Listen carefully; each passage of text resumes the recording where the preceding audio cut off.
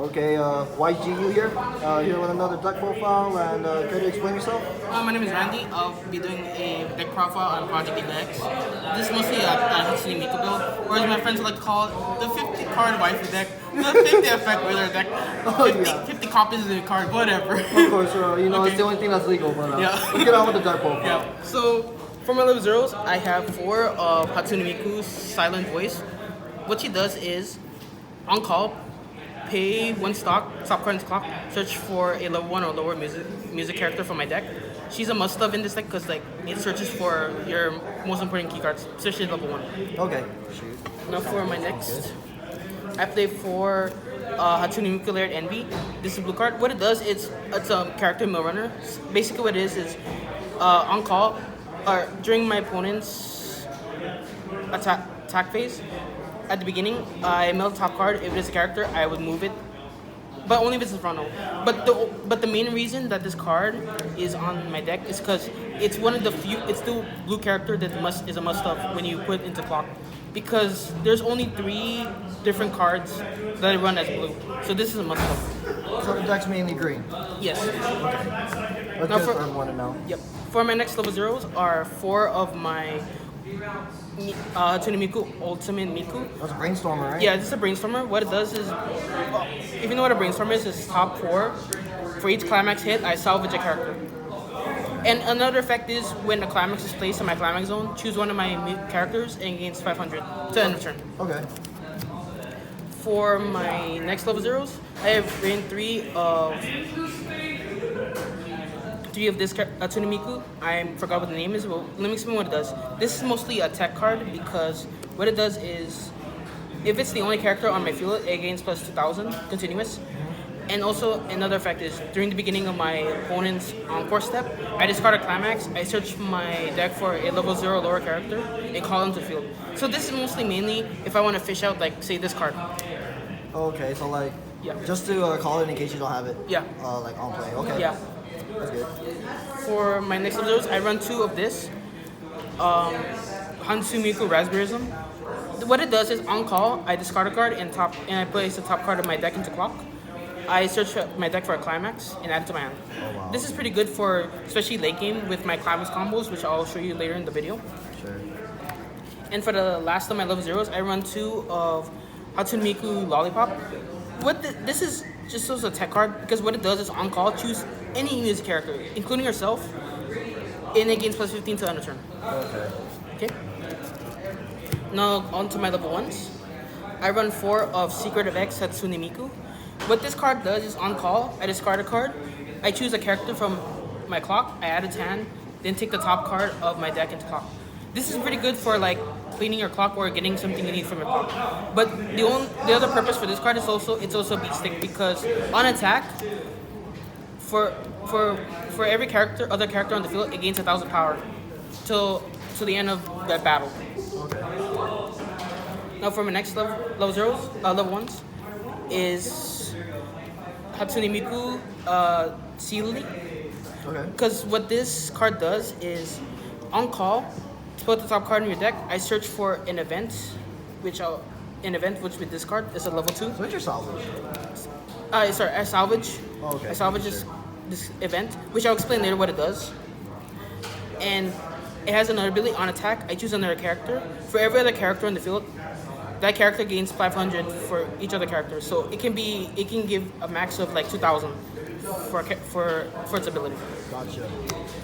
Now for my last of my level 1s, I run 4 of this event. And this event is key in this deck, because it's called Sharing the World. What this card does is, when a climax is placed from your hand, you may choose a character from your waiting room and put it into your stock. This is good, especially if you have at least 2.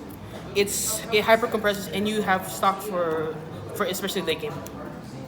Okay. So I'm assuming that the level 3 game is really costly. Yes.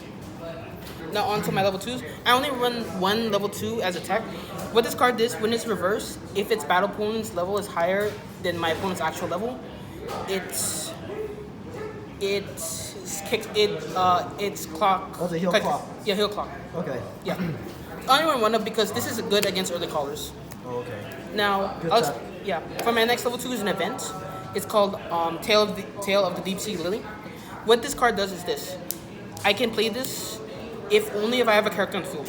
And what it does is this: I look up to the top four of cards in my deck. I choose a character among them and add its hand. And the best part of this card is I do it twice. Oh, dang. Yep. Okay. So it's literally a +1 for this. So for why this only deck. 3 though, since it's so good? Well, because the reason why I would play 3 only because like I needed the space for certain cards, but I may put this back at 4. Okay. Now go on to my level 3s. I run 4 of this card. This is called New World Hatsune Miku. What she does is this. Climax combo. If I have the climax hand in hand, I pay the cost, which is during the beginning of my encore step. I would take a climax from my climax zone and put it into waiting room. Play hand in hand directly from my hand. Also, what you're saying is you encore step, ditch the card in the climax zone, and then play another climax from your hand. Yes. A different one, or can it be the same one? It can be any climax, but for you to pay the cost, you must have the hand in hand climax card, which is this one. Okay. Yes, it must be this card only. To start off. Yeah. Okay. Okay, and then my level 3s, it's called Hatsune Miku Factory Tyrant. What this card is this? What she does is this. It has a climax combo for this card, which is Sadistic Music Factory. What it does is this. When this battle opponent's card is reversed, I put that character at the top. Now the reason why I would run this, they both have climax combos level 3 because they synergize so well with each other. Because this climax combo go well with this climax combo. Say for example, I would have like 2 of this and then 1 of this. I can use her climax combo. Then in the beginning, I can use this climax combo at the same turn. So I'm basically using 2 climax combos in 1 turn.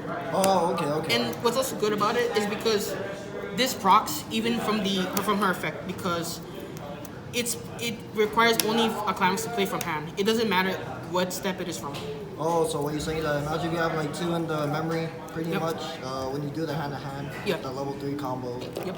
you pretty much hyper compress even more. Yes. Oh wow, That's pretty much it. Okay. And as for my climaxes, I run 4 of hand in hand.